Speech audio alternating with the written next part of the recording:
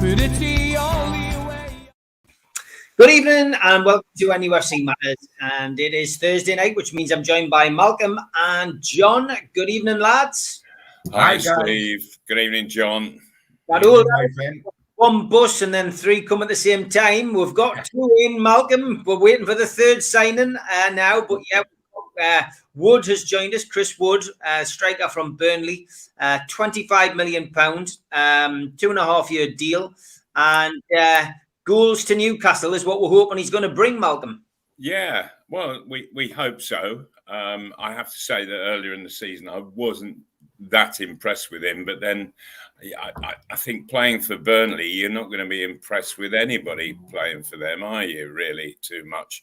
I think I've worked out what Eddie Howe's plan is in actual fact. So he's taken the goal scorer off Burnley. He's going to take the goal scorer off Norwich, the goal scorer off Watford. So we've got them stymied for goals, and then we just hope for the best. I mean, that's the double edge of the deal, Malcolm, isn't it? It's not just we've got a centre forward, and having tried, you were sitting with me, you haven't tried three centre forwards against Cambridge, none of which notched. We oft needed one, didn't we? Yeah. But not only have we got a centre forward, but we've severely weakened them. And I imagine Sean Dyche will be spitting feathers over the fact that he's gone to a rival club. That is the killer for him. Absolute killer. Yeah, it really is. But then, you know, more fool Burnley for putting that type of a clause in a contract of their goal scorer. It's their own fault, isn't it? Really? Or just make it an absurd fee, Malcolm, with it nobody would pay, and then yes, it won't absolutely. Happen, you know? But I think it shocked them because they didn't think somebody would pay that figure, Malcolm.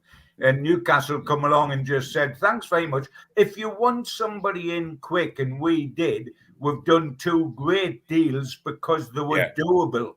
Trippier already wanted away, and Atletico Madrid accepted that, so he was available.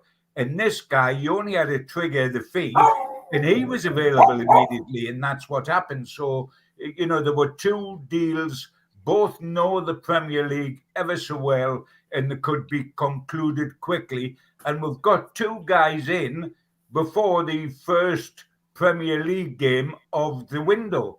Yes. And that's a good start. Absolutely, yes, it is. And it leaves plenty more time for a lot more business to be done. And I expect there will be a lot more business. Without a shadow of doubt, Malcolm, I would, you know, a centre half is bound to come in. It's a matter of time. It's a matter of could it happen before tomorrow lunchtime? That's because that's the cut-off point for Watford. That would be a big ask at this stage of proceedings. But yes, I think we'll definitely get a centre half in, and plus perhaps another centre half, perhaps a midfielder, perhaps a second striker, the kid that they've been looking at. But we've got a centre forward in, and that is important. From my point of view, I look at it, and he's not prolific because he gets, but the last 4 seasons in a Burnley side that's been fighting against relegation, he's got between 10 and 14 goals. Decent, not prolific, but he is the stepping stone guys that I was expecting. I mean, when I was talking about signings, you get the Saudis in, you're not going to sign your £60 million, 20-goal a season man when you're second bottom of the Premier League. You put your blocks in for now, as with the entertainers Kevin Keegan did with Killer Kilcline, etc. Wood will keep us up and then perhaps take us to mid-table. And when we knock on from mid-table to Europe, there'll probably be another centre forward in that position. But they're building blocks, and that's what we've got to expect now. And this is a guy that'll fight and scrap and do the job we need doing, where Martial and Aubameyang would not have fancied getting the sleeves rolled up and doing the dirty work. Couldn't agree more, John. Couldn't agree more, really, on that. Yeah. And I think as his figures aren't that good at Burnley, in as much that it roughly it was a goal every 3 games that he got for them over his time there. But Burnley are a quite a negative side, and they find goals hard to come by. But when he was at Leeds, he was getting 1 in 2, and for New Zealand international football, he's averaging a goal every 2 games. So I can't complain on those figures at all. And what I'm just hoping that I start seeing on Saturday against Watford is the team use Wood as much as possible, because he's a big lad. He's a big lad. He's a good target man, and so hit him with the ball and get the support in really quickly, and then Newcastle might just start buzzing. Plus the fact, please play Murphy outside right and Ritchie outside left. If those two are going to play, don't play them back in the fullback positions. It's ridiculous. We need to see crosses coming in from them, and that's what this fella feeds off. That's the secret, Malcolm. You're absolutely right. The secret is crosses. Now, if you look at our stats, and I'm not huge on stats particularly, but they are significant. If you look at our stats, we are one of the poorest sides at crosses in the Premier League, crosses from wide. This guy feeds off them. That's meat and drink to him. He's a modern day Wyn Davies, if you like. Better on the ground than Wyn was, because Wyn wasn't good on the ground. This guy's decent.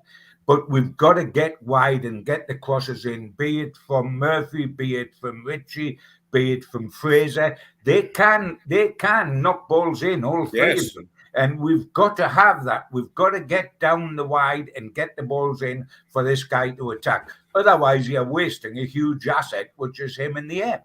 Yeah, sure. Now, I noticed a comment there about what players play off him. The comment is, but do we have the players to play off him? Well, yes, we do. And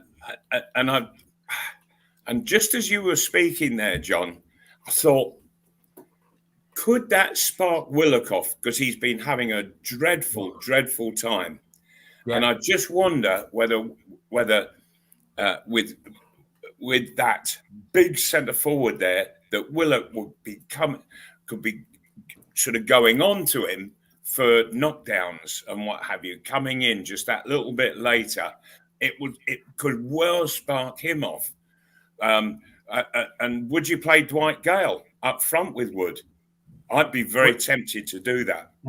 The interesting thing as well, Malcolm, for me, is where now this guy's coming, you play St. Maximin, because he is not your orthodox winger who will drop a shoulder, go past somebody and bang, the ball's knocked in to your head. Because when you play with St. Maximin out wide, you're going in and out as a centre forward. You're going in, and then you've got to check and come back out and go in again while St. Maximin does his little trick. He's not. Whereas on the other side, you would know Murphy would go 2 strides and whip it in. Yeah, which is what the centre forward needs. So do you play St. Maximin behind Wood rather than playing wide? It's going to be interesting to see what happens with the other guys, because he's going to play St. Maximin, quite obviously. Right. But I think, John, that we mustn't fall into a trap where St. Maximin has got to play. I think he's having an absolutely appalling, dreadful time at the moment, and he's lost his way completely. What I see him doing is getting the ball out on one wing, and then he runs across and across and across and across and across and across, and he finishes up on the other wing, turns around and starts coming all the way back.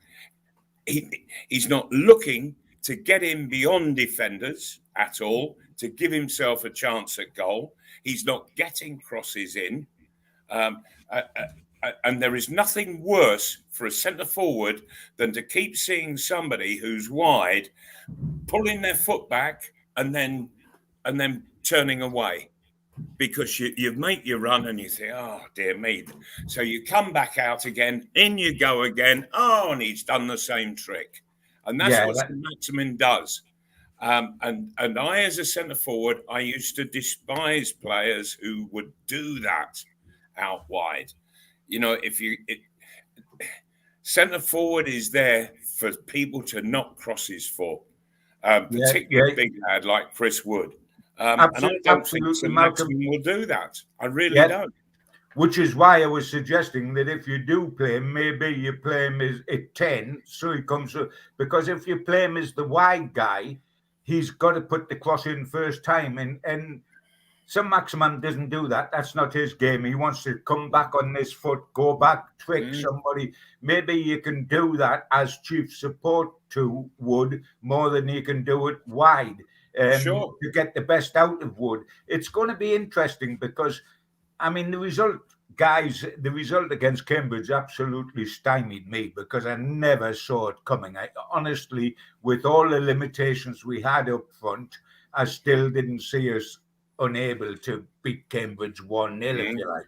And one of the great concerns for me, guys, looking at that, was the performance of Sean Longstaff and Joe Willock when he come on in the middle of the park. I thought both were absolutely desperate, and there is a problem there. I thought they were awful. Yeah. Do you think, John, that secondary central midfield player is finding it difficult to get on with Shelby in the middle?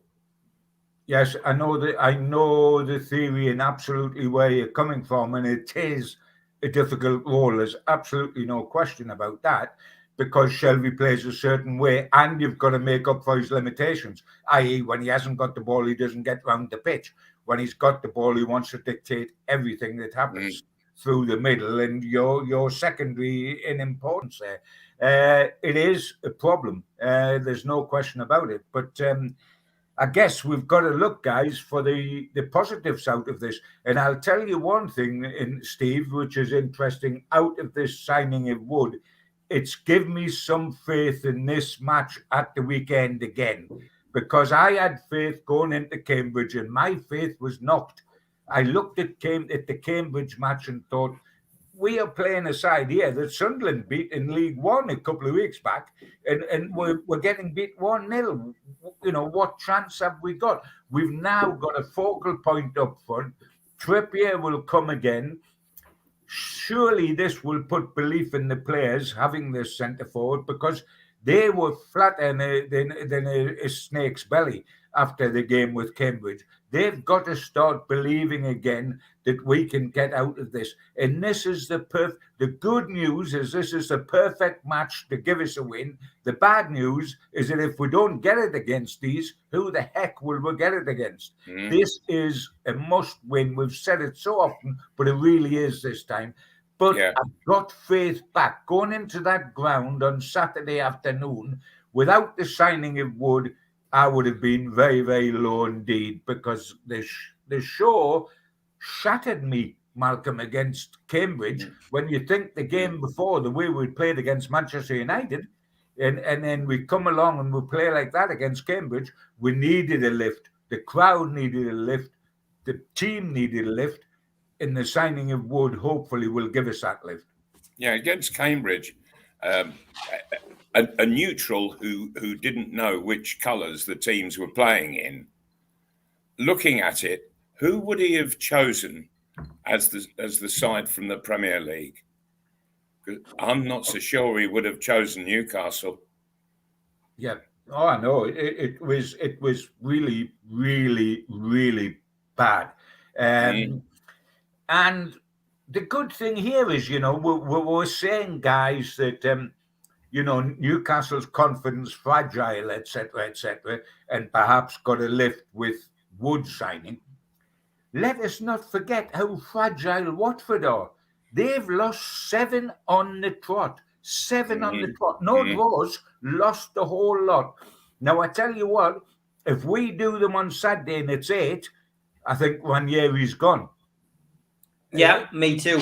It looks fascinating. I mean, I've just let you talk, lads, because I enjoy listening to you like the viewers do. So, I could sit back and just relax and just drink me a cup of tea. But I'm going to be honest. I mean, Malcolm and I did the post-match. We did the pre-match. I went for a rather conservative prediction. Malcolm thought we were going to hammer Cambridge. And really on stats, I don't, I do the aftermatch with Mal. Mal's the speaker, not me. I ask the questions. I don't go onto social media after a game anymore. I used to be a knee-jerk reactionist like a lot of people, and first thing you think of, you put it down. But I came back, I watched Match of the Day, I got up the next morning, I watched it again, the game, and then I looked at the stats and I thought, you know what? My eyes didn't deceive us. The keeper had an absolute blinder.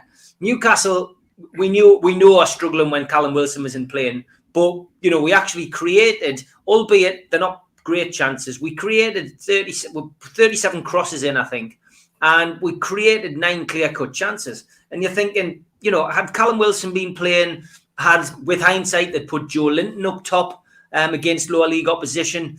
We could have come away with an easier win. We had 2 goals disallowed.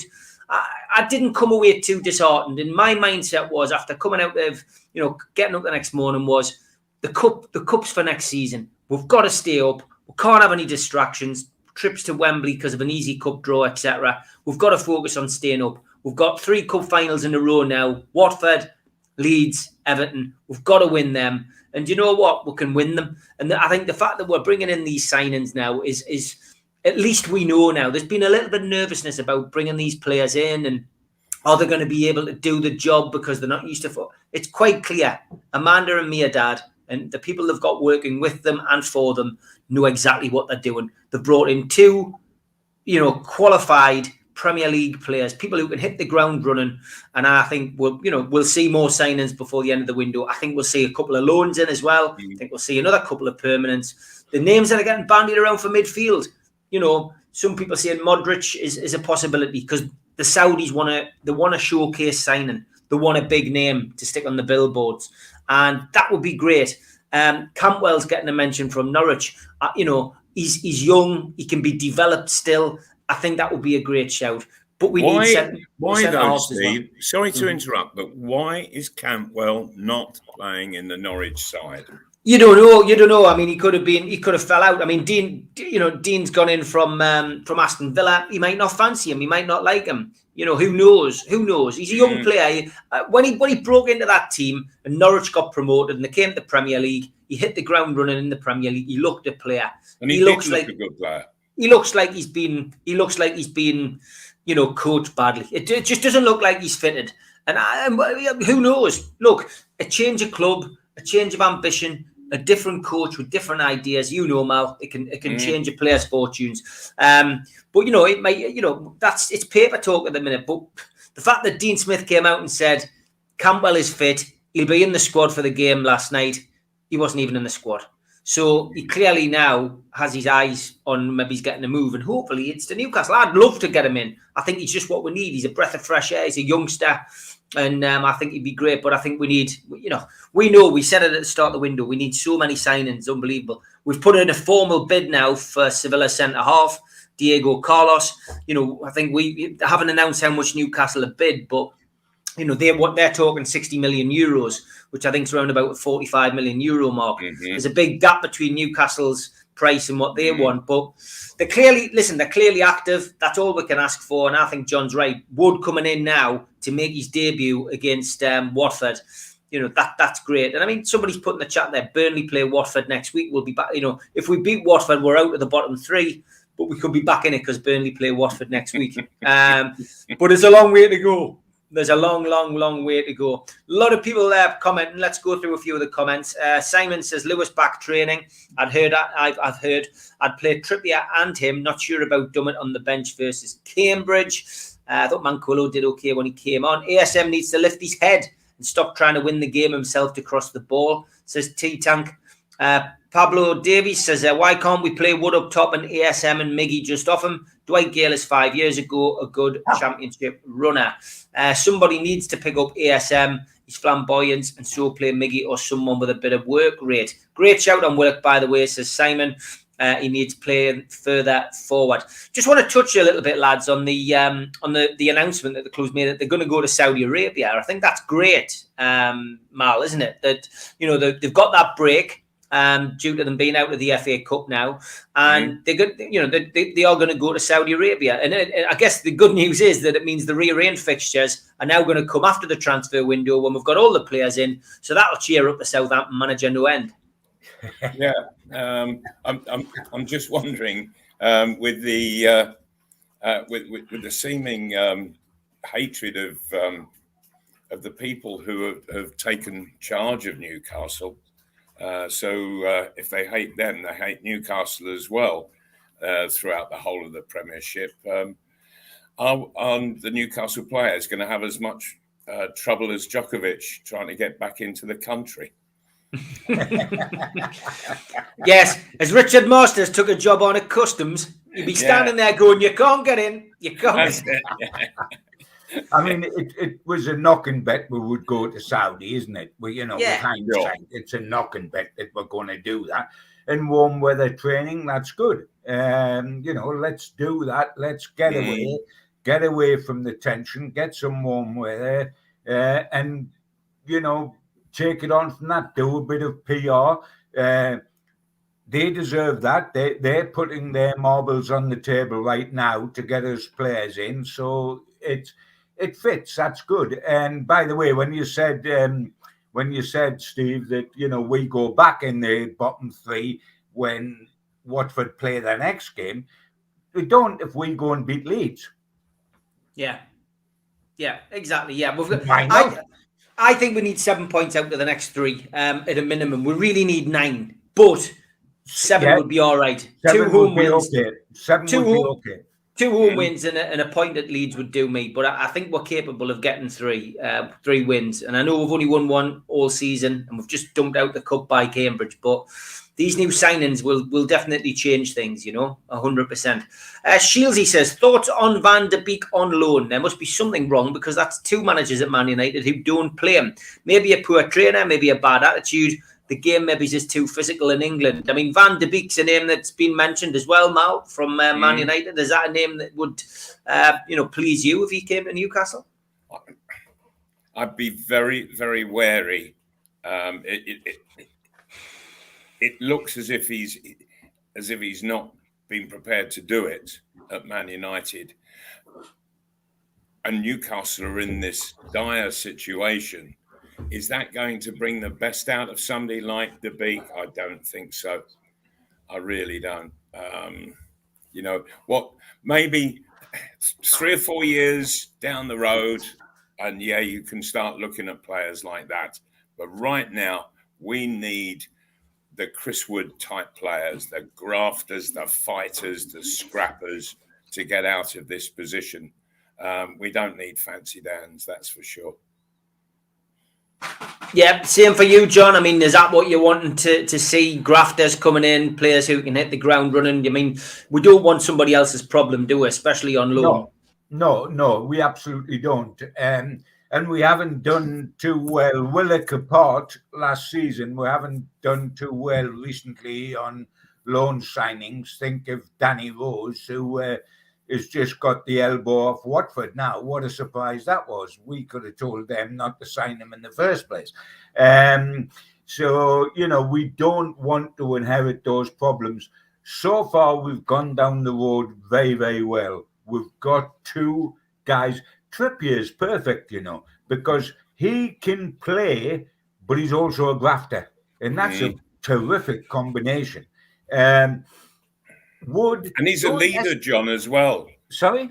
He's a leader. Absolutely, mate. Absolutely. He's a class above against, I know it was Cambridge, but even just comparing him to our team on Saturday, John, he oozed confidence. He wasn't afraid to tell people what to do. He was organising, and he's just, you can see the levels. You can see how low the rest of the team is compared to Trippier. Oh, yeah, yes, absolutely.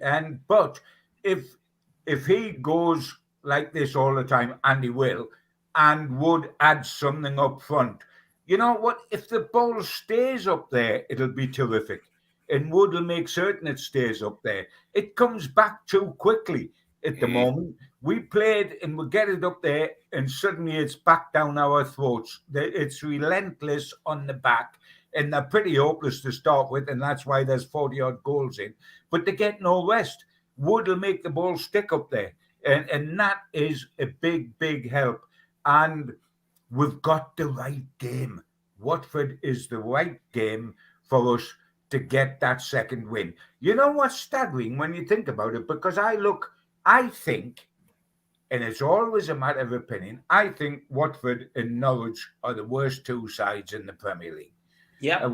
Without a shadow of doubt, they're the worst two sides in the Premier League.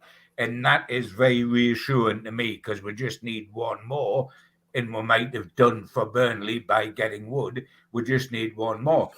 But it's incredible, guys, when you look at the league table and realise that Watford have won 4 games this season while we've won 1. They just don't draw. So they lose every other game, but they've won 4 games while we've won 1. Can you believe that? I mean, they are seriously bad. And luckily, bless them, they've got a manager who's so eccentric that he probably thinks he can fly to the moon, bless him. And I'm delighted there. I'm delighted there as well. I mean, he should have retired, bless him, after Leicester won the title, because that was wonderful. It was I love him. He's a fun guy. But I would have been decimated if he was made manager of Newcastle, because you may as well have made Lowell and Hardy manager in a double act. So I really think Watford, this is a heck of a game. We talk about what this means to Newcastle because we only care about Newcastle. But believe you me, if Watford lose this game, old Claudio, when he starts going south, back to Watford, can continue and pop over to Italy, I would think, because, it is a tough old time for them as well. And they've got trigger-happy owners.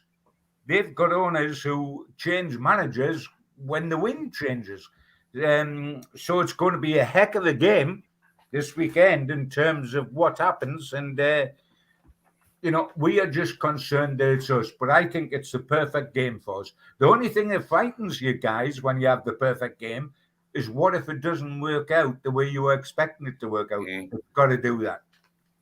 Yep, 100% agree. Okay, big shout out as always to our sponsors, Spider VPN, the lads who protect your computer. Google Spider VPN. They come up at the top of the Google search list. They are the boys to trust for protecting your computer, your passwords, your photographs, whatever you've got on there. Get your Spider VPN today. Thanks also to skipsandbins.com. Telephone 0800 25 45 25 3. Email inquiries at skipsandbins.com. Website www.skipsandbins.com. Easy, contract free, and pay as you go waste collection. Thanks also to L&G Family Funeral Directors 01913897245, and to Garden of Healing Dispensary, CBD, hemp and cannabinoid specialists, www.thegohd.com. Thanks also to Arcot Interiors for all your kitchen necessities. Then get on to those guys if you're looking for a new kitchen in the new year. They are based on Heaton Road. Google Arcot Interiors. They come up at the top of the search list too. And qtechshop.co.uk, the makers of pool tables and snooker tables in Wallsend, Newcastle, and the guys who run our website, NUFCmatters.com. Thanks also to Jab Signature, jabsignature.co.uk, and Media Arts for doing all of our videos. Subscribe by hitting the Newcastle Legends logo in the bottom right-hand corner, and you can subscribe for free. We still do 7 shows a week. Hit the thumb up to like the video tonight. Click share to share to your social media, and drop into the comments box to leave a comment or pose a question. We're also available as a podcast on iTunes, Spotify, and the rest, usually 24 hours after the show has been broadcast live, and means you can listen to it in the car or on your other devices. Don't forget as well, the Peter Beardsley event, Sunday afternoon, the 30th of January, 2022. Tickets still available on Groupon and Voucher. Mick Lowes will be interviewing Peter Beardsley, but there will be a little NUFC Matters soiree beforehand with me, Supermac, and Gibbo gracing the boards to give you a little insight into our thoughts on the transfer window, which will just be ready to slam shut. So looking forward to that, and then we'll be taking our place in the audience to watch Peter and Mick great to have Mick back on board now after his recovery. NUFC fans, foodbank.co.uk, make a donation today virtually as well. If you can donate to the food bank, it is a great cause. And me and Malcolm are going to be at the Dog and Parrot a little earlier. We will be there at 12 o'clock. So get yourself along to the Dog and Parrot on Saturday. It is free, so get yourself along. It's child friendly. There is food served as well as good beer. But 12 o'clock this Saturday, as Malcolm is going up to do the barracks. So if you're going up to Newcastle United and you're in the barracks this weekend, you'll get a double whammy. Come to Dog and Parrot first, then get in the barracks and see it again. Yeah, Malcolm will be in after the match as well, hopefully around about the 5:45 mark. So just keep your match day routine and get yourself down and see us there. And don't forget as well, the Three Amigos is live tomorrow, 5:30. There we go. Steve Hasty looking rather dashing in his Ina Sharples outfit there. So I've got Ken Barlow's hair. I'm not sure who Mitch is, but yeah, it's Albert Tatlock there in the bottom left. It's a blast from the past, that one from Jab, but I do like it. Thank you, mate. Trippier and Wood could end up getting on a wavelength with the early crosses. That's what they're hoping, of course. Diego Carlos, a lot of people talking about him. Have you seen much of him, Mal? I mean, the centre-half from Seville. I mean, I'm not one for watching the foreign football, but apparently he's quite a beast, this guy is the centre-half. He's quite a unit. Played against plenty of those. And I haven't seen a great deal of him, no. But trying to find footage on the computer, it hasn't been that easy. But well, I think Newcastle have had plenty of beasts before, John, haven't they? And they always go down a treat. Absolutely, yes, that goes down well with the fans. The interesting thing, guys, as well, with these two signings that have kicked off the new regime, i.e. Trippier and Wood, is that it's a completely different mindset to Mike Ashley, isn't it? Because Mike Ashley wouldn't or didn't want to buy anybody over 25-year-old because he wanted to sell them on at a profit later. So you had to be almost a Ben. These guys have both had their 30th birthday, but they're bought for today, not for tomorrow. And it's no good looking to tomorrow because tomorrow never comes. When it does, it's today, of course. And we are now looking for today, and that is what we've got to do. We have signed two guys which are perfect for the situation we are in now. Ashley would never have allowed that to happen purely on the birth certificates. He wouldn't have looked at their ability or anything else. He wouldn't have signed them on their birth certificates because they're the wrong side of 30. We need players for now. We don't need players for tomorrow yet. We need players for now. And Trippier's quite capable of doing a whole lot. But it's a change that people perhaps haven't noticed. It slipped under the radar, but it's a huge change in our attitude to the transfer market. Yeah, it is 100%. I guess everyone's just getting excited. I think that's the difference, Mal, isn't it? We've come from a regime which didn't want to spend money. And now we're sitting watching Sky Sports News 24/7, knowing that we're actually got a chance of bringing in players now. That's the difference. And it's great to see that, you know, the communication is still ongoing from the new owners. It wasn't just a passing fad for 5 minutes. They're still communicating. And I love the fact as well, I'm not sure if you've seen the photograph, Mal. I know that the Chronicle picked up on it, but Amanda going down to watch the women's team. I thought that was brilliant. You know, and really? Oh, good for her. Well done. Jolly good. Yeah, absolutely. It's little things like that that make us look a caring club. And that is important because there were things that blinking heck. I mean, towards the end, Mike Ashley didn't watch the men's team, never mind the women's team. So, you know, it's little things like that that are important and are good. And in a tight schedule. I mean, at the moment, there's not enough hours in the day to get everything done, is there? You know, there was so much work left to be done by the previous regime. Yeah. There's not enough hours in the day to do it. So to do things like that, massive plus. Well done. Gini Wijnaldum, Malcolm, is another name that gets mentioned. He's came out on Sky today. You know, there's murmurings now. He's unhappy. He's not happy at PSG. Quite fancy a loan. Is that somebody that you would like to see back at Newcastle, or are you one of these people who thinks never go back? I mean, Mark McGee's an example of somebody who had a terrible, torrid time his first time at the club, but then he came back. And, you know, he was a revelation with McQuinn scoring goals and, you know, nearly got us promoted. But, you know, it's not always the case when a player comes back. Yeah, well, having watched Wijnaldum at Newcastle that many times, and then I started watching him when he was when he moved to Liverpool and what he was doing with them. And I had to keep rubbing my eyes to make sure that I was watching the same player, because he just wasn't the guy who played at St James Park. And I'm always very questioning about that, how when somebody can change so much in such a short period of time, you know, what's going on? Why wasn't he doing that back at St James Park? I just never found him convincing. Obviously, some people did and realised that there was more to him than what we were actually seeing. But then I was watching every minute of every game that he was playing, and I wasn't overly impressed by him at all. I don't think I'd want to take the chance. I'm a great believer in never going backwards. It never works for a second time. It really doesn't.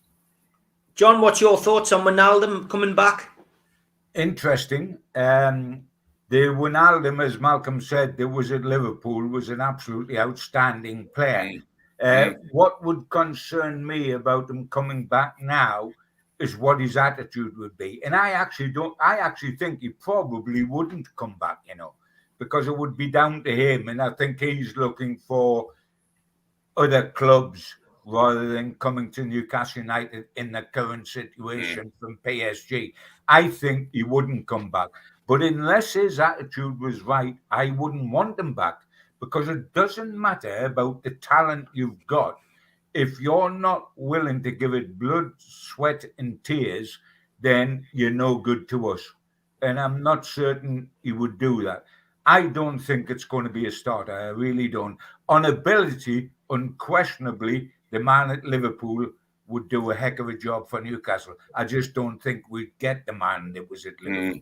Yeah, I agree, John. Totally. Paul Gibson just mentions that. Mal, did you see those goals that Andy Carroll scored, and they were both chalked off? No, I didn't. No.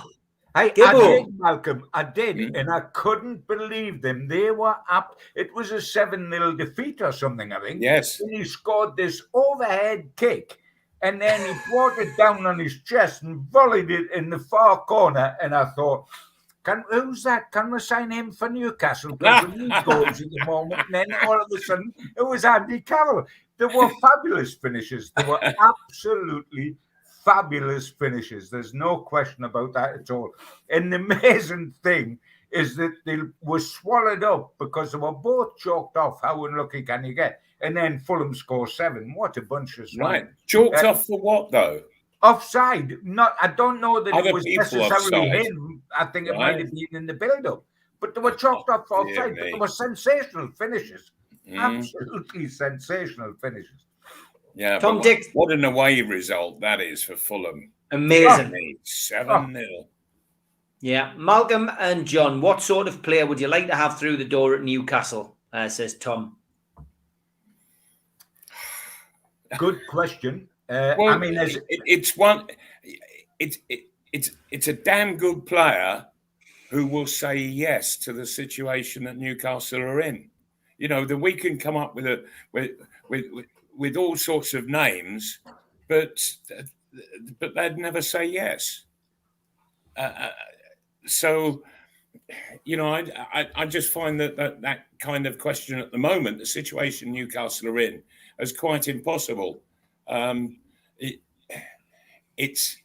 We want the very best who are prepared to come into this dire situation that Newcastle are in right now, and it takes a very special type of personality to take that gamble on. It's as much, Malcolm, isn't it, mate?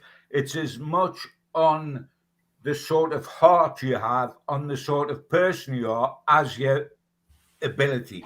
Yes. It's not just about ability. If you go on ability, you could say Martial or Aubameyang have got ability. Yes, I have, but they've got no heart, so go away.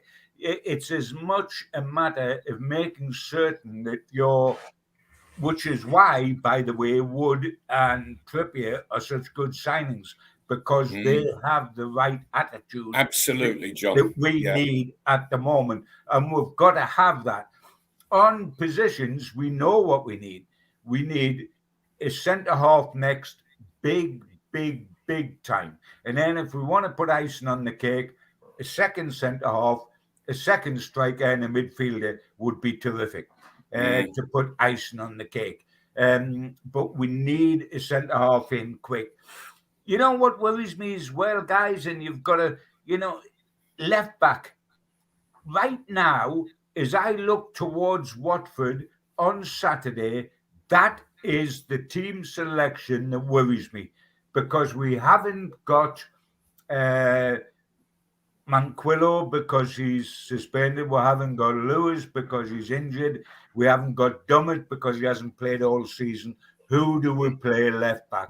It'll be Richie. Yeah. And then you're looking behind him and saying, has he lost the guy? Has he? I tell you what, if we have to play Richie, thank goodness Sar's not playing, because he would have had a field day, by the way. He would have had a field day. My left back is a vulnerable position, guys. We don't talk about it because we talk about centre-halves and midfield players and forwards, and of course we do. Left back is a vulnerable position, guys. I've noticed a couple of comments going down the bottom that has talked about Lewis actually playing. Do we know anything about his fitness?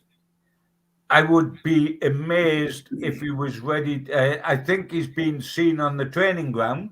There's an awful lot of difference between that and being ready to play, of course. I would adore him being ready to play, because I'm terrified about that one position on Saturday. I think Saturday will be too soon for him.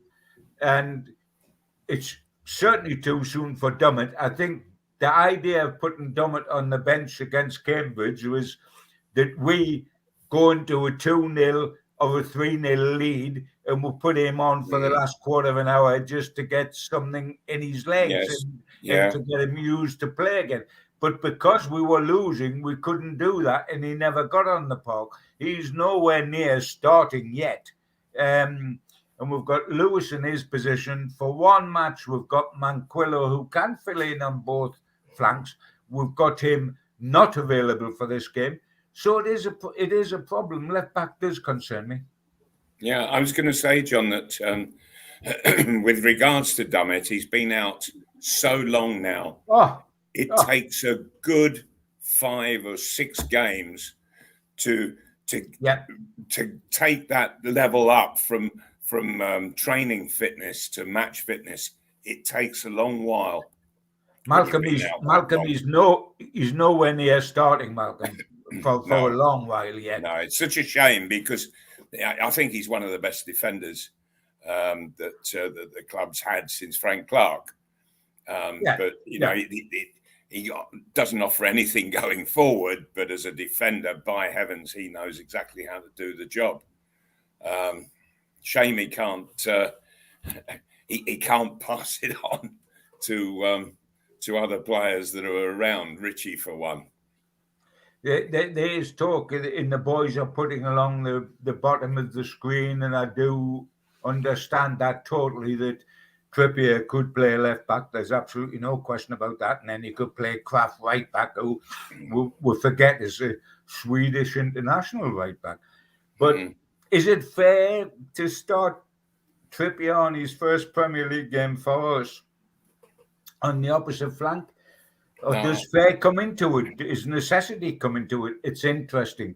It's Eddie Howe that gets paid the big bucks to pick his side. So let him pick it and let us see what happens. But without Saw on the side, we rest a little bit easier. They have got forwards that can be troublesome. I mean, Ranieri said that he kept Josh King and Dennis out of the Leicester Cup tie because he's worried about the next 3 league games and they'll play against us. Dennis is a danger, no question about that. But let's not get scared of them. Let us concentrate on us. Let them worry about us.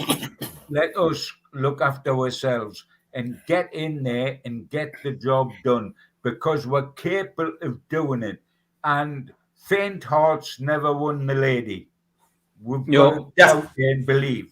Definitely, I would play Manquillo at full back. I think he's not. I don't think he's let us down. And I thought he did okay when he came on against Cambridge. But I don't think he's let us down. And he could play. He can play either flank. He's not obviously like everybody. He's not strong, but play Trippier where he's strongest. Right. Steve, you're right, but he's banned for this game. He's suspended for Saturday. Exactly. Yeah. After Saturday, I'll happily have Manquillo fill in at left back until Lewis. After Saturday, hopefully we'll have somebody else in, as well. So, hopefully they're targeting Matty Longstaff. It was in the papers, Tom, that Eddie Howe hasn't seen him train yet, so he's not going to be in anytime soon. The opposition do target Richie. Richie was awful. I came out and said it. I mean, Richie and Longstaff were absolutely diabolical against Cambridge. They were. It was the worst possible game to have a stinker, and Richie had a stinker. Steve, that's what I was saying to you. That's what if we pick, he's wholeheartedly loves the club. I don't doubt that for 1 second. But if we play a fat back 4 with Richie at left back, he will be targeted for an hour and a half. And in an hour and a half, he won't be able to concentrate for the full game. He will lose his man. You can see him. He's like a corkscrew, bless him, twiddling himself into the ground. Where's the guy? And then he kicks the post in frustration when the goal goes in because he had lost the guy.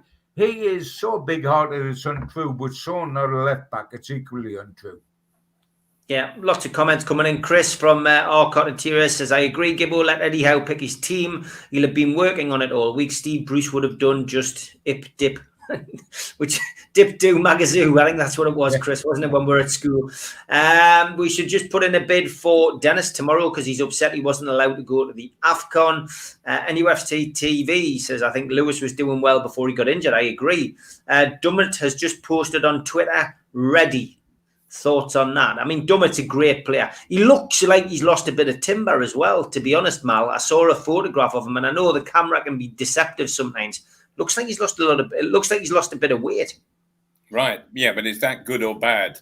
Maybe it's good. Maybe he was a bit too top heavy. And bearing in mind that we know the players weren't training properly under Bruce, maybe he was carrying a bit too much weight. Yeah. The only trouble, guys, is that when did he last start a league game? Last season. Sure, ain't going to start on Saturday when he's never even played as a sub. There is not a cat in chance of him starting on Saturday. There is a huge difference between training fit and match fit. Huge difference. And you need 6 or 7 games, having been out that long, to make up that difference. Yeah, no, you do, 100%. Does John and Supermac think that there will be a Newcastle backlash on Saturday, says Gary? Do you think there'll be a backlash to that cup game, Mal? I should hope so. Good heavens above, yes. I think that the fans are well and truly owed nothing short of that. So, yeah, let's have that backlash.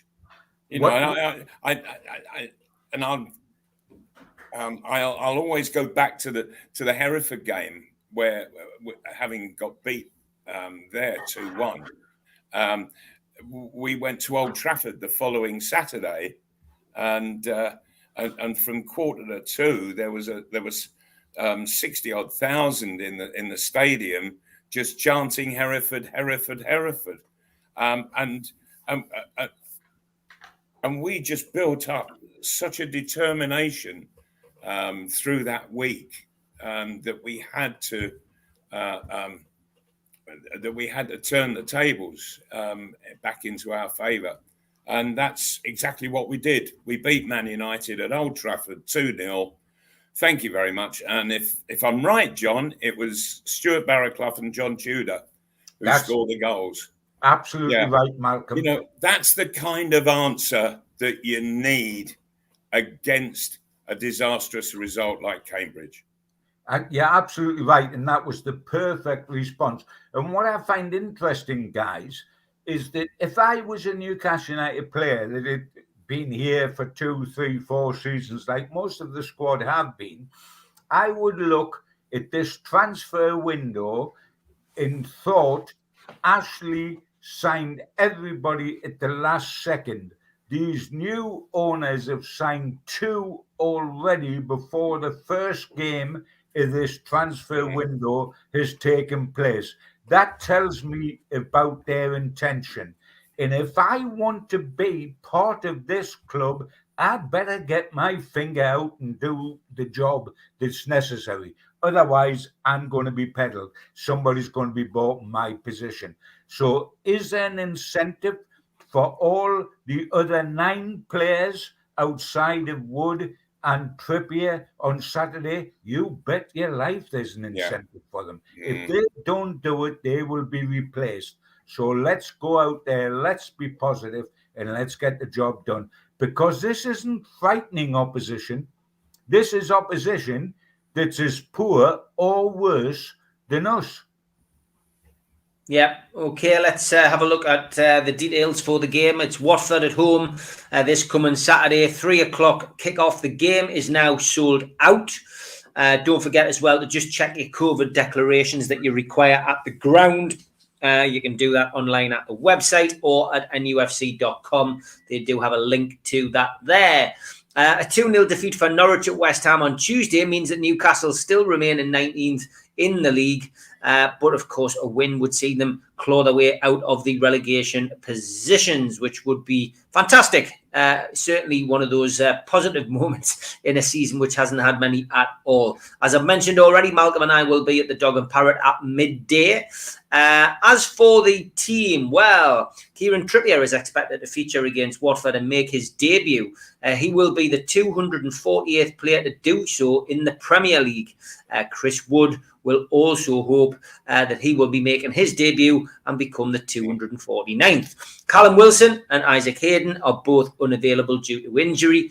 Fernandez, Lewis are both doubtful. There's no news on the availability of Dwight Gale, Kieran Clark and Carl Darlow, but I'm sure we will get that from Eddie Howe's press conference tomorrow. As John Gibson quite rightly pointed out, Javier Manquillo will serve the 1-match suspension, which was triggered by his 5th Premier League booking of the season against Manchester United. The postponement of our trips to Everton and Southampton and the fact that yellow cards aren't carried over to the FA Cup means that the defender must sit out the next Premier League fixture. So this is a proverbial 6-pointer. The first of 3 big games coming up. Claudio Ranieri has added 3 players to the squad this month so far. He's taken on Hassan Kamara, central defender Samir, and defensive midfielder Edo Kayembe. And since beating Manchester United 4-1 at home in November, Watford have lost 7 successive Premier League games, and they were also knocked out of the FA Cup by Leicester. 8 away games on the road in the Premier League have brought victories at Norwich and Everton, but 6 defeats and no draws. Again, as John mentioned earlier, Danny Rose has been told that he'll no longer be considered for first team selection, as John mentioned earlier. And Musa Sissoko, who's getting a regular game, and Rob Elliott and Dan Gosling have dropped off view. Ismailia Sarr remains unavailable due to injury and prevented him going to the African Nations Cup. But Emmanuel Dennis looks to have aided selection for Nigeria. Referee on Saturday is Paul Tierney, and the last game that he was in charge of a Newcastle game was at home to Burnley. VAR is Jared Gillett. No TV coverage of this game. And Malcolm, how do you see this one going? Who knows? With the way the two sides have been playing, what I can only do is hope that Newcastle put the game last Saturday behind them and really rally themselves, all of them together, and come out absolutely fighting. And please, Eddie Howe, let's play in a formation where we're going to be getting crosses coming into the box and people getting in support of knockdowns coming from Chris Wood, because there's going to be a lot of that happening, because he's a fighter, he's a scrapper, he's going to go up there, he's going to battle centre halves, and things drop down from there. And we need players coming in and finishing it off. You know, against Cambridge, there were a couple of times where Joe Linton got the ball inside the box in those positions where you just walk onto it and you go smack and let it go. And each time he turned away and passed the ball inside the box. For heaven's sake. You know, when you're struggling, it's important. Even if you don't score, the keeper makes a save, it just lifts you a bit. But when people turn away and ignore shooting opportunities, that puts a depression all around. And I want to see positivity. I want to see players really coming out of their shell, and they owe, because it was a fantastic crowd against Cambridge. They owe all 52,000 that were there. They owe a big performance to those guys, and let's hope that they actually manage it on Saturday. A big performance. John, your thoughts on the game coming up at Saturday? Yeah, an intriguing match. How important is it to both clubs? Could not be more important. Both are in the last chance saloon. Neither side can afford to lose this game. If you look at where they both are and what opportunity there is to get out of the relegation mire, this is the opportunity to both sides. We play Watford at home, Leeds away, and Everton at home in the next 3 games. 7 points, at least out of 9, Steve, as you were saying. Watford, in their next 3 games, play Newcastle, Burnley, and Norwich, the bottom 3. So both clubs stand at the beginning of a make or break trio of games. No question about it. So Newcastle have got to win this one to keep the finger on Watford. It is the game from hell. There's no way that this game can be enjoyable unless we go 4-0 up in 20 minutes. It's going to have to be endured. It is only on the final whistle when the team that's leading can, in its relief, enjoy the afternoon. That's what it's about. And it's as hard and as difficult for both clubs. We don't care what happens there. Actually, we do care what happens to Watford. because we've got to keep them where they are. We've got to get them down from 4th into the bottom 3 and us out. And that is hugely important. I believe with the signing of Trippier, followed by the signing of Wood, followed by the positivity in the crowd, how much the crowd will be behind us, I think it will be nails bitten up to the elbows, not the bottom of the fingers, for an hour and a half. But I think Newcastle will win 2-1, nail-biting all the way. I'll be taken into a darkened room back at Shea Gibson at the end of the evening to recover, probably re-emerge about Tuesday or Wednesday next week. But I'm going for 2-1 for Newcastle. Gibbo, will you do the team talk, says Don? I would love to, pal, because I would love to tell a few of the guys and rally the cause, because that's what we need. Yeah, well, certainly, John. I agree with you that I think Newcastle will win. They must win. But I'd be very disappointed if they were to concede. I don't know why we've conceded in 20 games out of 21, my friend. I know they've got to start getting clean sheets. You're right. But I tell you what, I would be more disappointed if we draw 1-1 or 0-0. We've got to win, mate. We've got to win. Yeah. And also, what I would dearly love Newcastle to do is to actually get 2 goals clear. They haven't been 2 goals clear all season. We don't do that, do we? Yeah. We don't do that, Malcolm. Well, there we go, guys. You've heard it. The clock has beaten us. Fantastic show as always. Over 600 watching tonight. We'll never take your support for granted. Thank you to everybody in the chat for getting your comments through. I tried to get through as many as I could. Thanks as always, guys, to you. And look forward to seeing you on Saturday, Malcolm. And John, we will see you online on the show next Thursday. Take care, lads. All right. Good night, everybody. Enjoy Saturday.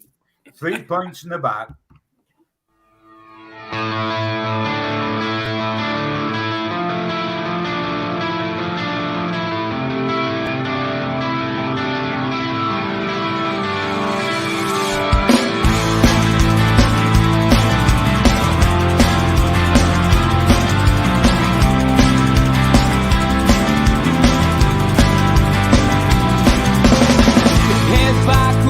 Attack. It feels like I've been talking to myself again, but it's